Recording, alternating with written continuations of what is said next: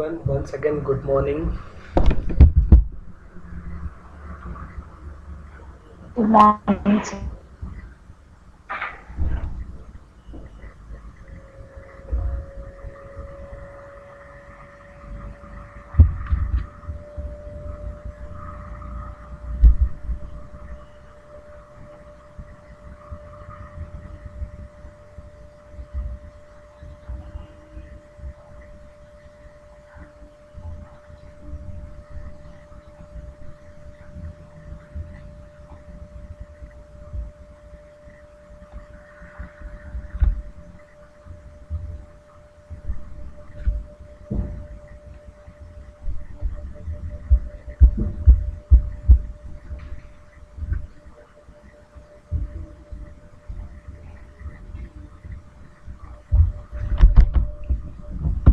Last lecture में जो हम लोगों ने इक्विटी रिसर्च स्टार्ट किया था, जिसमें से हम लोग रिसर्च सीख रहे थे, उसी को हम लोग आगे बढ़ाएंगे।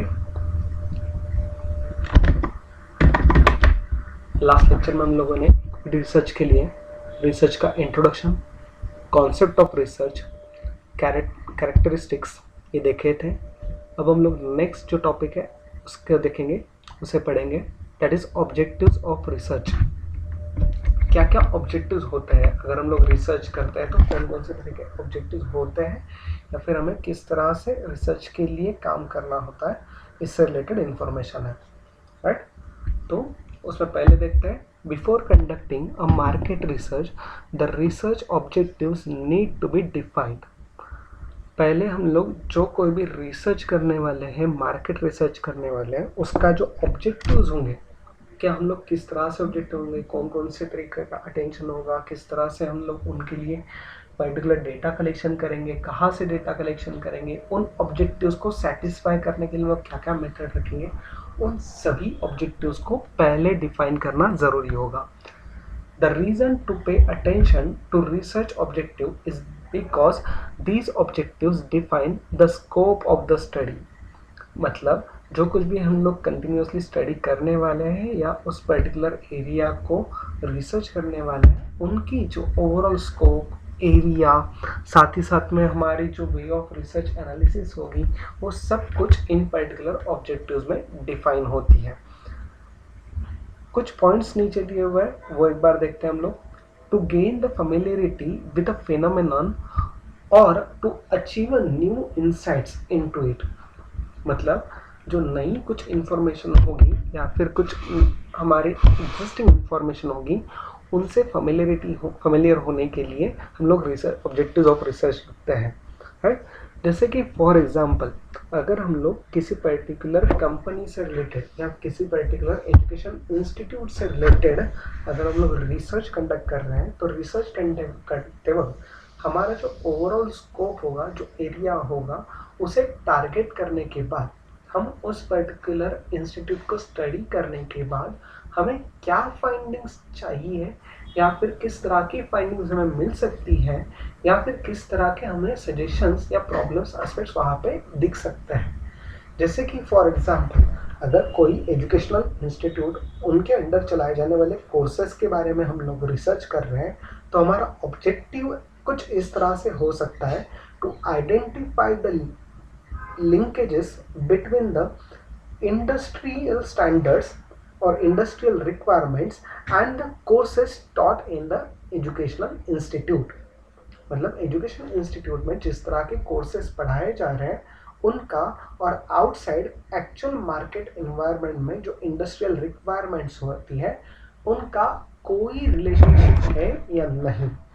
कुछ कोर्सेस ऐसे होते हैं कि जिनको पढ़ाने के बाद एक्चुअल में जो मार्केट नॉलेजेस के हिसाब से कंपनीज में या फिर कोई मैन्युफैक्चरिंग कंसर्न्स में या फिर ऑर्गेनाइजेशंस में जब particular student as a candidate appear होता है इंटरव्यू के लिए, तो उन्हें पूछे जाए क्वेश्चंस पे वो बुकिश नॉलेज के हिसाब से आंसर करता है, जबकि वहाँ पे प्रैक्टिकल अवेयरनेस की ज़रूरत होती है। तो ऐसे कुछ ऐसे कुछ कोर्सेस होता है जो ट्रेनिंग भी प्रोवाइड करता है, जो इंटर्नशिप प्रोवाइड करता है, जिसकी वजह से स्टूडेंट्स को हेल्प होती है कि आगे चल के वो मार्केट में उनके लिए खुद के लिए एक अच्छी खासी पोजीशन डेवलप कर सके, जिनको डायरेक्टली प्रैक्टिकल एस्पेक्ट पता होगा, राइट। तो इस तरह के ऑब्जेक्टिव्स हमें वहाँ पे सेट करते आते हैं। Next thing is to portray the accurately the characteristics of a particular individual, situation or a group। मतलब हम लोग जब टारगेट करते हैं तो टारगेट करते वक्त जो एरिया ऑफ स्टडी होगा उसके अंदर जितनी भी सारी हमारी पॉपुलेशन होगी, उन पॉपुलेशन में से हमारी जो सैंपल साइज होगी वो सैंपल साइज हमारी टारगेटेड सैंपल साइज होती है और उन्हीं के ऊपर हम लोग रिसर्च करते हैं। फॉर एग्जाम्पल कि अगर हम लोगों का रिसर्च का एक ऑब्जेक्टिव होगा या फिर रिसर्च का टाइटल होता सपोज कि टू आइडेंटिफाई और to analyse the importance of the smartphone in youth, अगर इस तरह का कुछ हम लोग रिसर्च करते हैं तो हमारे टारगेटेड जो इंडिविजुअल या ग्रुप होगा वो हमारा यूथ ग्रुप होगा। हम लोग सीनियर सिटीजन को इनके लिए कहीं पर कंसिडर करेंगे ही नहीं, हम लोग कहीं पर भी टीनेजर्स को कहीं कंसिडर करेंगे ही नहीं। हम लोग उनमें कंसिडर करने वाले जो यूथ है तो यूथ का जो एज ग्रुप होगा उसे हम लोग सब डिवाइड करेंगे। फॉर एग्जाम्पल जो कॉलेज स्टूडेंट है, जो सीनियर कॉलेज स्टूडेंट होता है या फिर अंडर ग्रेजुएट स्टूडेंट्स होता है, वहाँ से लेकर एट द एज ऑफ 30 या 35 तक हम लोग यूथ का एज ग्रुप बना सकते हैं। उनमें हम लोग सब ग्रुप बना सकते हैं कि कौन स्टूडेंट है, कौन वर्किंग है, कौन सेल्फ एम्प्लॉयड है। उनमें हम लोग और सब ग्रुप बना सकते हैं, male female gender wise group बना सकते हैं। इवन अगर कुछ इनकम की बेसिस पे ग्रुप बनाने हैं तो वो भी हम लोग बना सकते हैं। ऐसा क्यों? इस तरह के अलग अलग ग्रुप्स बनाने के बाद हम लोगों को जो रिजल्ट्स मिलेंगे वो इंडिविजुअल ग्रुप को एक्चुअल क्या नीड है उसकी हमें इंफॉर्मेशन मिलेगी। फॉर एग्जांपल स्मार्टफोन यूज़ जो स्टूडेंट्स के लिए है वो कंप्लीटली डिफरेंट होगा अगर कोई वर्किंग इंडिविजुअल होगा, राइट। तो उनकी जो एक्यूरेट इंफॉर्मेशन और फीचर है उनको हम लोग वहाँ पे पोर्ट्रे करते हैं, वो हमें दिखती है, right. Next thing is to determine the frequency with which something occur or with which it is associated with the something else। मतलब क्या, जहाँ पर एक या दो वेरिएबल्स एक दूसरे से जैसे रिलेवेंट होते हैं या कंप्लीटली रिलेवेंट होते हैं तो उन दोनों के लिए जो फ्रीक्वेंसी है वो फ्रीक्वेंसी यहाँ पर ऑब्जेक्टिव्स में हम लोग डिफाइंड करके रखते हैं। Last point is to test a hypothesis of a causal relationship between the variables। मतलब जो हाइपोथेसिस, जो हमारा टेंटेटिव सॉल्यूशन होगा, टेंटेटिव फाइंडिंग्स होंगी, उन टेंटेटिव फाइंडिंग्स की और एक्चुअल हम लोग जो वेरिएबल स्टडी करने वाले हैं उनकी जो रिलेशनशिप है वो रिलेशनशिप हम लोगों को वहाँ पे टेस्ट करने को मिलती है और उसी से रिलेटेड हमारे ऑब्जेक्टिव्स फॉर्म होता है। जैसे कि हम लोगों ने स्टूडेंट और ऑफिशियल इंस्टीट्यूशन और इंडस्ट्रियल लिंकेज के लिए एक ऑब्जेक्टिव रखा था कि to identify the linkages between the educational institution courses and industrial requirements. ये हमारा ऑब्जेक्टिव था, टू आइडेंटिफाई, राइट। इसके बेसिस पे हमारा हाइपोथेसिस क्या बन सकता है? एक, there is a linkages between the these two and second null hypothesis बनेगा there is no linkages between these two।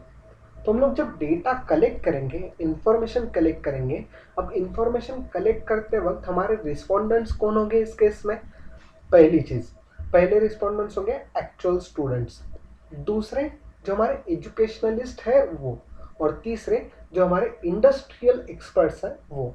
इन तीनों से मिला हुआ डेटा हम लोग एनालाइज करेंगे, उन सभी का अलग अलग पैरामीटर्स पे क्या क्या हम लोगों ने क्वेश्चन पूछते हैं उनके ऊपर उनके दिए हुए आंसर्स जो होंगे उनको हम लोग स्टडी करेंगे और उन तीनों का जो रिस्पॉन्सेस होगा, स्टूडेंट्स, एजुकेशनलिस्ट एंड इंडस्ट्रियलिस्ट, इन तीनों के जो रिस्पॉन्सेस होंगे उनके बेसिस पे हम लोग हमारे दो हाइपोथेसिस टेस्ट करेंगे डिफरेंट टेस्टिंग मेथड्स से, राइट, टेक्निक्स से। हाइपोथेसिस कौन से दो थे? एक, there is a linkages and second one is there is no linkages. एक प्रूव होगा और दूसरा डिसप्रूव होगा, राइट। तो इस तरह के जो हाइपोथेसिस के लिए ऑब्जेक्टिव्स टेस्ट करने होते हैं, तो हमारी जो ओवरऑल रिसर्च होता है उस रिसर्च पे हमारी नीड, सेकेंड थिंग रिसर्च के ऑब्जेक्टिव्स, रिसर्च के हाइपोथेसिस एंड रिसर्च के फाइंडिंग्स, ये सारे एक दूसरे से रिलेटेड होते हैं और बेस उनका होता है objectives of the research. Right everyone, objectives of research सबको clear? Yes, sir. Okay. The next thing is features of research in financial markets. जो हमारा टॉपिक है, जो हमारा सब्जेक्ट आता है फाइनेंशियल मार्केट, हमारा जो कोर्स है उसके बेसिस पे, राइट। ऐसे क्या क्या फीचर्स हम लोगों के हैं, तो ये सिर्फ पॉइंट वाइज दिए हुए हैं, इन्हें ज़्यादा एक्सप्लेन करने की ज़रूरत नहीं है, ठीक है, क्योंकि इनसे रिलेटेड ज़्यादा से ज़्यादा 3 या 5 मार्क की शॉर्ट नोट आती है और जिनके लिए इतने पॉइंट्स सफिशिएंट है। हम लोग एग्ज़ाम, अगर हमारी थ्योरेटिकल एग्ज़ाम होती है और अगर हम लोगों की ऑफलाइन एग्ज़ाम्स होते हैं तो इनको हम लोग शॉर्टली एक्सप्लेन कर भी सकता है, ठीक है। तो फीचर्स में क्या क्या आता है, should be systematic in nature, right. जो हमारी रिसर्च फाइनेंशियल मार्केट की होगी वो सिस्टमैटिक होनी चाहिए, मतलब कोई भी वेग इन्फॉर्मेशन, कोई भी वेग फॉल्स या रिकमेंडेशंस या फिर कोई भी अननेसेसरी कमेंट वहाँ पर नहीं होगी। जो कोई भी होगा वो सिस्टमैटिकली रिप्रेजेंट किया हुआ डेटा होगा। Next thing, should be logical, जो कुछ भी हम लोग रिप्रेजेंट करेंगे उसके पीछे कुछ ना कुछ लॉजिक तो भी होना चाहिए। जैसे कि हम लोगों ने पिछले लेक्चर में देखा था कि अगर स्टॉक मार्केट की जो पॉइंट्स वो अप या डाउन हो रही हैं तो उसके पीछे लॉजिक क्या है, या फिर सिर्फ एक हम लोग कह रहे हैं कि यार सब लोगों का इच्छा हो रहा है हम स्टॉक मार्केट बढ़ाने का है तो बढ़ गया, ऐसा नहीं होगा, उसके पीछे कुछ ना कुछ लॉजिकल रीज़न होना ही चाहिए। Next thing is should be empirical and replicable in nature, मतलब जो कोई भी हमारी स्टडी होगी वो स्टडी हमारी एम्पिरिकल या रेप्लिकेबल होनी चाहिए, क्योंकि उसके बेसिस पे आने वाले जो फ्यूचर जो एस्पिरेंट्स होंगे वो उन पर्टिकुलर टॉपिक पे रिसर्च ज़्यादा कर सकते हैं और ज़्यादा डीप स्टडी उस पर कर सकते हैं। Then should be according to the plans. What is plans? These are the objectives. जो हम लोगों ने ऑब्जेक्टिव्स रखे होंगे उन्हीं ऑब्जेक्टिव्स को माइंड में रख के हम लोग कंप्लीटली रिसर्च कंडक्ट करेंगे। Should be according to the rules and assumptions, should not be based on the false or a base or a judgments, right। जो कोई भी फाइनेंशियल मार्केट के रिसर्च होंगे वो हमारे रूल्स एंड assumptions को consider करके ही वहाँ पे ड्राफ्ट किए जाएंगे। ऐसा क्यों? क्योंकि ज़्यादातर हमारे फाइनेंशियल मार्केट्स की जो मूवमेंट्स होती हैं उनके बेसिस में जो फंडामेंटली या टेक्निकली जो डिफरेंसेस होते हैं वो सभी कुछ ना कुछ rules and regulations and assumptions के बेस्ड होता है। तो उन सभी को हम लोगों को कंसीडर करके ही आगे चल के फाइनेंशियल मार्केट में इस तरह की न्यूज़ेस या इस तरह की रिसर्च जो हमारी कंडक्ट करता है वो होनी चाहिए। सेकेंड थिंग, क्या नहीं होना चाहिए, तो ये किसी भी फॉल्स बेसिस पे या फिर फॉल्स जजमेंट्स पे कहीं पर भी डिपेंडेंट नहीं होना चाहिए। Next, should be relevant to what is required. Obviously हम लोग ऑब्जेक्टिव्स क्यों डिफाइन करते हैं? To guide our research path, right. ये हमारा ऑब्जेक्टिव इसीलिए होता है। तो जो कुछ भी हम लोग रिक्वायर्ड और रिलेवेंट इंफॉर्मेशन होगी उसी के लिए ही हम लोग वहाँ पे फोकस्ड रहेंगे या कॉन्सेंट्रेट रहेंगे। ऐसा क्यों? क्योंकि अगर किसी ने रिसर्च के लिए वहाँ पे फाइनेंशियल मार्केट में होने वाले जो डिस्क्रिपेंसीज हैं उन्हें आइडेंटिफाई करने के लिए अगर कोई रिसर्च कर रहा होगा तो उसके लिए एनवायरमेंटल, जियोपॉलिटिकल, जियोलॉजिकल, साथ ही साथ में अदर अफेक्टिंग फैक्टर्स जो होता है, प्राइस, डिमांड, सप्लाईज, एनीथिंग और वॉल्यूम, वो सब कुछ रिलेवेंट है। जबकि उनके लिए प्राइस ओपन, प्राइस लो, प्राइस हाई, इसके अलावा बाकी सारी जो इररिलेवेंट थिंग्स है, जैसे कि कोई एक नॉर्मल रिटेल इन्वेस्टर होगा और उस रिटेल इन्वेस्टर के दिमाग में क्या चल रहा है ये उसके लिए कंप्लीटली रिलेवेंट होगा, because it is not a relevant fact for that particular research, right. Then the procedure should be reproducible in the nature, मतलब जो कोई भी हमारी रिसर्च की प्रोसीजर होगी वो रिसर्च की प्रोसीजर कंप्लीटली हमारी रिप्रोड्यूसिबल होनी चाहिए। इसका क्या मतलब होता है कि जो कोई भी हम लोग रिसर्च करेंगे तो रिसर्च करते वक्त जो objectives, area of study, scope of the study, hypothesis, need and importance, ये जो हम लोग डिसाइड करेंगे बिफोर कंडक्टिंग द रिसर्च, तो उस टाइम पे हम लोगों को अगर इसमें आगे कुछ एडिशन करना पड़े या फिर कंटिन्यूसली रिसर्च करना होगा तो यहाँ पे वो पॉसिबल होना चाहिए, और यही फीचर फाइनेंशियल मार्केट के रिसर्च में अवेलेबल होता है। Then control movement of the research procedure, जैसे कि किसी भी स्ट्रैटेजिक प्लानिंग के बारे में अगर हम लोग सोचें तो आइडिया जनरेशन से लेकर प्लानिंग, इवैल्यूएशन एंड कंट्रोल तक कंप्लीट जो स्ट्रैटेजिक प्रोसेस होती है, तो उन स्ट्रैटेजिक प्रोसेस की तरह रिसर्च प्रोसेस में भी कंट्रोल और इवैल्यूएशन होता है, राइट। तो जो हमारी प्रोसीजर है उसमें हमारा data collection, data collection, data sorting, data analysis, data presentation, findings and suggestions and conclusion, ये जो कंप्लीट ऑल ओवर रिसर्च की जो प्रोसेस है, उस प्रोसेस में हम लोगों को कहीं ना कहीं हर एक लेवल पे हमारा जो रिसर्च करता है वो रिसर्चर का कंट्रोल होना ज़रूरी होता है, राइट। अगर हम लोग साइड ट्रैक हुआ है, मतलब हमारे जो ऑब्जेक्टिव्स है या फिर हमारे हाइपोथेसिस है, अगर हमारे ऑब्जेक्टिव्स कुछ एक है, हम लोगों ने हाइपोथेसिस कुछ दूसरा डिफाइन किया हुआ है और हम लोग टेस्ट कुछ तीसरा ही और कर रहे हैं, तो इनमें कोई भी लिंकेजेस नहीं होंगी। तो जो सारी मूवमेंट वो रिसर्च प्रोसीजर की होगी वो एक कंट्रोल मैनर पे चलनी चाहिए, राइट। तो ये सारे feature of research in the financial market होता है। Then the next thing is importance of the research in financial market. क्या ज़रूरत होगी फाइनेंशियल मार्केट में इस तरह की रिसर्च कंडक्ट करने की? Then first thing is the research line on a financial market covers issues in the market. Financial market के जो डिफरेंट इश्यूज है वो इश्यूज यहाँ पर कवर होते हैं, जैसे कि फॉर एग्जांपल माइक्रो स्ट्रक्चर हो, असेट प्राइसिंग हो या फिर मार्केट डिजाइन से रिलेटेड हो। The research concern the time varying nature of the risk and return relationship and its coherence with the macroeconomic conditions। जो हमारी रिस्क एंड रिटर्न रिलेशनशिप है वो और हमारी मैक्रो इकोनॉमिक कंडीशंस जो होती है, इन दोनों के बीच का जो रिलेशन होता है और साथ ही साथ में उन दोनों का जो एडवर्स या पॉजिटिव रिलेशनशिप हो वो एनालाइज होता है। उनके बेसिस पे फाइनेंशियल मार्केट के जो रिएक्शंस होते हैं वो कभी इंक्रीज होता है, कभी डिक्रीज होता है, या फिर उनके लिए मिलने वाली इंफॉर्मेशन का जो फ्लो होता है उसके ऊपर से जो रिस्क एंड रिटर्न के कुछ रेशियोज या फॉर्मूलाज वो चेंज होते हैं क्या, ये सभी चीज़ हम लोगों को फाइनेंशियल मार्केट के रिसर्च करने पर दिखाई देती है, मिलती है। इसीलिए फाइनेंशियल मार्केट में रिसर्च का इम्पोर्टेंस बहुत ज़्यादा है, राइट। जनरली जो फाइनेंशियल मार्केट होती है वो new markets, design of new markets के बेसिस पे डिपेंडेंट होती है। The importance of the research in a financial markets to plan the financial future can be elaborated as a follows. क्या क्या इम्पोर्टेंस हो सकते हैं और किस तरह से हो सकते हैं? तो जब इम्पोर्टेंस की बात आती है तो उनमें से कुछ ज़्यादातर चीज़ें हम लोगों को ध्यान में रखनी होती हैं, क्योंकि उसी के बेसिस पे हम लोग इम्पोर्टेंस डिफाइन कर सकते हैं। फॉर एग्जाम्पल जो 4 अलग अलग पॉइंट्स दिए हुए हैं उनमें से कुछ पॉइंट्स आपको इससे पहले से ही पता है, I am sure about it, right. Understand the basics, financial market के बेसिक कॉन्सेप्ट्स को आइडेंटिफाई करना ये भी एक रिसर्च का इम्पोर्टेंट पॉइंट है।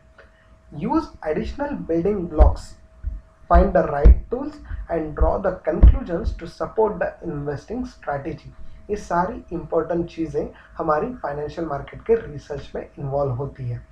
पहला पॉइंट जो है टू अंडरस्टैंड द बेसिक्स, इसमें से मिलने वाले जो डिफरेंट पॉइंट्स हैं that is related to the identifying the right securities to invest in should entail more than picking the brand you love or a product that getting the most buzz in the media। Generally हम लोग जब कोई भी investment की opportunities देखते हैं तो वहाँ पर ज़्यादातर कोई ब्रांड हमें अच्छा लगता है इसलिए, या फिर किसी की न्यूज़ ज़्यादा चल रही है इसलिए हम लोग ज़्यादातर इन्वेस्ट नहीं करते हैं। Taking time to review and select the securities investor believes in will help him to reach his goals. And before investing, review and understand the following key performance indicators. कोई भी किसी भी सिक्योरिटीज का research करने के लिए कुछ indicators होते हैं, उन इंडिकेटर्स को स्टडी करना ज़रूरी होता है, जिसमें आने वाले डिफरेंट एस्पेक्ट आगे दिए हुए हैं। फॉर एग्जाम्पल, अगर आपको रिलायंस कंपनी की ग्रुप ऑफ कंपनी के शेयर से ज़्यादा टाटा ग्रुप ऑफ कंपनीज के शेयर्स ज़्यादा अच्छे लगते हैं क्योंकि आपको टाटा ब्रांड पसंद है, तो आप लोग सिंपली टाटा की सिक्योरिटीज़ में वहाँ पे इन्वेस्टमेंट करोगे, राइट? That is good.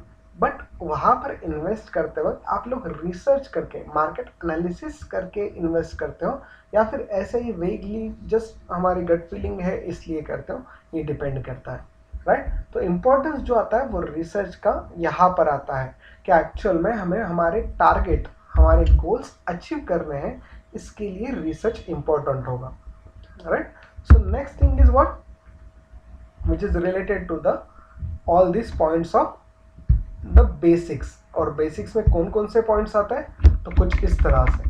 पहला, अर्निंग पर शेयर।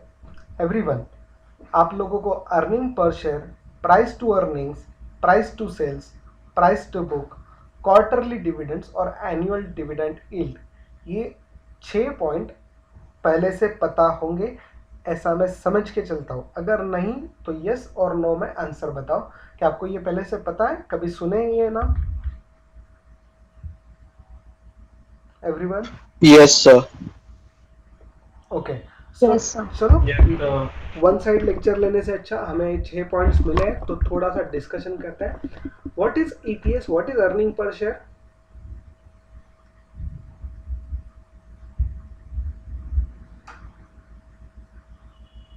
रैंडमली जो आपके दिमाग में है वो आंसर दो, किसी भी लैंग्वेज Sir, में।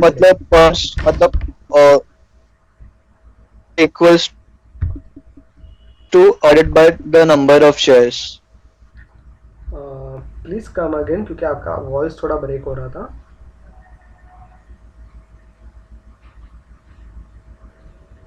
Sir, net income divided by the number of shares. Net income divided by the number of shares, number of equity share. Very good.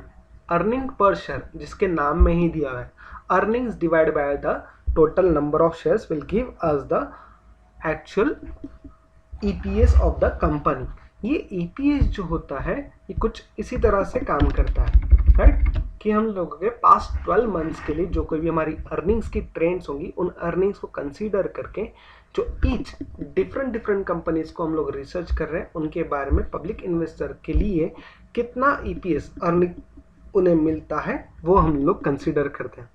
Company का ईपीएस जितना ज़्यादा उतना कंपनी के लिए या इन्वेस्टर के लिए अच्छा होता है। Second thing is related to the price earning ratio, right? Price to earning ratio किसी को पता है व्हाट इज पीई रेशियो और what is price earning?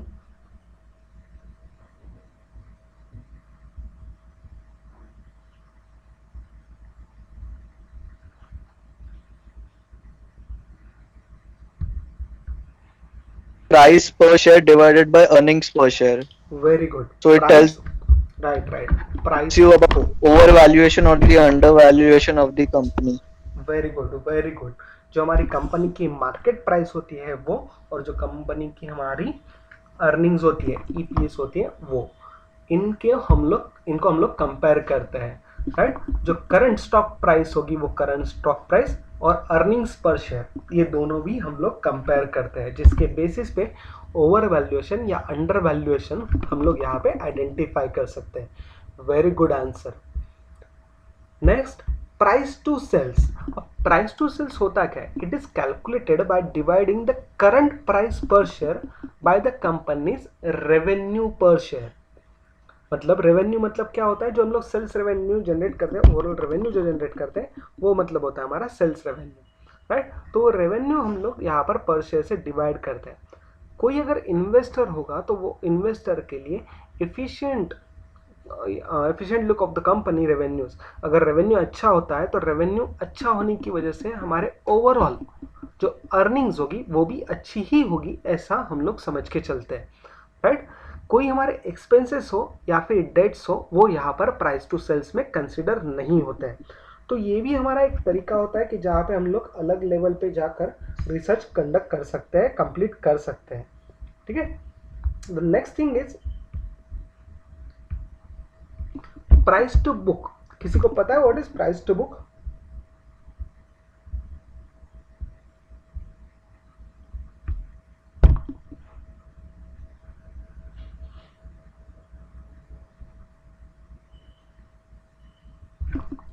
Stock price Sir, अपन price or divided by book value per share. Book value per share, okay. What is book value?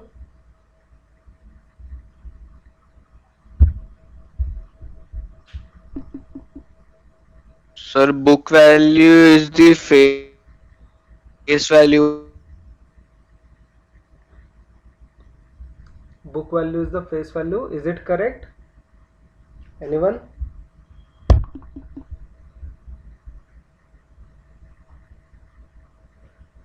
और कोई तो भी It's a answer value of security or asset.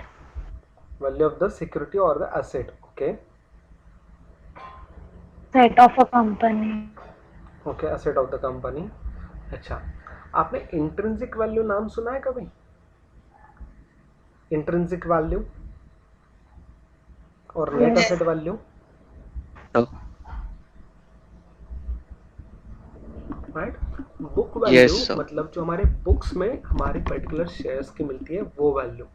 Book value is a companies assets minus it's liabilities, overall assets minus overall outside liabilities पर share के basis पे जब हम लोग निकालेंगे तो वो होती है हमारी बुक वैल्यू या फिर हमारी इंट्रिंसिक वैल्यू, राइट। तो इंट्रिंसिक वैल्यू और हमारी कंपनी की जो मार्केट वैल्यू होती है, इन दोनों का रेशियो कंपैरिजन करना मतलब price to book value, right? It's a big indicator for a company whose primary value is due to this its assets। मतलब ज़्यादातर कंपनी की जो बुक वैल्यूज होती है वो बुक वैल्यू कंपनी के असेट्स पे ज़्यादातर इन्वेस्टमेंट होती है या उनके ऊपर डिपेंड करती है। तो जब कभी भी आप किसी भी बैंकिंग कंपनी की शेयर्स का इवैल्यूएशन करते हो तो उनके लिए प्राइमरी असेट कौन सी होती है? तो उनके लिए खुद की जो इन्वेस्टमेंट्स होती है या जो उन्होंने कहीं पर लोन दिए होते हैं वो उनकी असेट्स होती है। तो इसीलिए उनके लिए प्राइस टू सेल्स के बजाय प्राइस टू बुक रेशियोज यहाँ पर ज़्यादा फॉलो किए जाते हैं, ठीक है। Next thing is related to the quarterly dividends. Dividend मतलब क्या होता है कि अगर किसी कंपनी को या ऑर्गेनाइजेशन को कुछ प्रॉफिट होता है तो उस प्रॉफिट में का कुछ हिस्सा वो हमारे शेयर होल्डर्स को बांटते हैं, राइट। तो कभी क्वार्टरली डिविडेंड्स होता है, कभी एनुअल डिविडेंड्स होता है, कभी हमें annual general meeting, 2 annual general meetings के बीच में कहीं पर एक बार दिए जाते हैं, extra annual general meetings conduct करके वो डिविडेंड्स होते हैं। तो ये भी हमारे कुछ की फैक्टर्स होते हैं कि जो हमारी कंपनी की एनालिसिस में, कंपनी की रिसर्च में हमें काम में आता है। There are profits companies generally distribute to their shareholders, right, usually in the form of dividends. If receiving dividends is a key part of your investment strategy, you need to know how much to expect from a possible investment. An annual dividends yield, it shows the how much a company pays out in dividends each year relative to that share price, right? तो market price और actual dividend in दोनों का ratio मतलब dividend yield ratio जो हम लोग कहते हैं वो होता है। और इन सभी को कंपेयर करना क्यों होता है? क्योंकि हम लोग जब इन्वेस्टमेंट करने के बारे में सोचेंगे तो इन्वेस्टमेंट करते वक्त या फिर इक्विटी इन्वेस्टमेंट करते वक्त उस पर्टिकुलर कंपनी जिसे हम लोग चूज कर रहे हैं इन्वेस्टमेंट के लिए, वो उसे चूज करने से पहले अगर हमारा बेसिक ऑब्जेक्टिव या बेसिक हमारी इन्वेस्टमेंट स्ट्रैटेजी का रूल पॉलिसी सिलेक्शन के टाइम पे जो रिटर्न एक्सपेक्टेड है वो डिविडेंड के बेसिस पे एक्सपेक्टेड है, then we will look after these particular 2 points, quarterly dividends and annual dividend yield. अगर किसी कंपनी के ये दोनों पॉइंट्स ज़्यादा स्ट्रांग होंगे तो हम लोग आगे चल के इन्हीं कंपनी में इन्वेस्ट करने के बारे में सोचेंगे या किसी को एडवाइस करेंगे, राइट। तो ऐसी कौन सी कंपनी है, तो टाटा ग्रुप ऑफ कंपनीज देख लो या फिर हमारी इन्फोसिस देख लो। ये दोनों भी कंपनीज कुछ ऐसी है कि जिनका डिविडेंड डिस्ट्रीब्यूशन रिकॉर्ड बहुत ज़्यादा अच्छा है, ठीक है। नेक्स्ट पॉइंट जो हमारे अंडरस्टैंडिंग द बेसिक्स, जो हमारे ओवरऑल फाइनेंशियल्स के लिए आते हैं कि हम लोग इंपॉर्टेंस सीख रहे हैं और इंपॉर्टेंस में आने वाले इन सभी पॉइंट्स को कंसीडर कर रहे हैं, राइट। तो इन सभी पॉइंट्स को कंसीडर करते हो जो बेसिक पॉइंट्स हैं हमारे वो इंपॉर्टेंट हो गए यहाँ पर कि इनके बेसिस पे हमारा रिसर्च कंप्लीट होता है, फुलफिल होता है। Then the next thing is use additional building blocks.